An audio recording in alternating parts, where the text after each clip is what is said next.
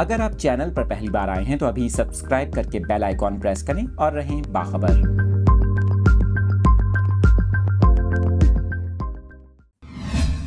Update कर रहे हैं अपने नाजरीन को इस अहम खबर से मुतालिक। ज़िलज़िले के शदीद झटके महसूस किए गए। 6.5 शिद्दत के ज़िलज़िले के झटकों के बायस खौफजदा होकर शहरी घरों और इमारतों से बाहर निकल आए। ज़िलज़िले के बायस से लोगों में खौफ व हिरास फैल गया।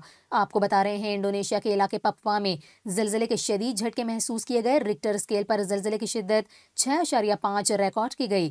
ज़िलज़िले के झटकों के सबब आवाम में खौफ व हिरास फैल गया। लोग घरों और इमारतों से बाहर निकल आए। ताहम बताया गया है कि ज़िलज़िले के नतीजे में किसी जानी नुकसान की इत्तला नहीं मिली। ज़िलज़िले के बाद सुनामी की वार्निंग सामने नहीं आई। इससे चंद घंटे कबल भी आपको बताएं इंडोनेशिया के दूसरे सूबे में 6.3 शिद्दत का ज़िलज़िला रिकॉर्ड किया गया, जिसके बाद सुनामी की वार्निंग जारी की गई थी। गैर मुल्की मीडिया के मुताबिक चंद घंटे कबल इंडोनेशिया के दूसरे सूबे में 6.3 शिद्दत के ज़िलज़िले के झटके महसूस किए गए थे।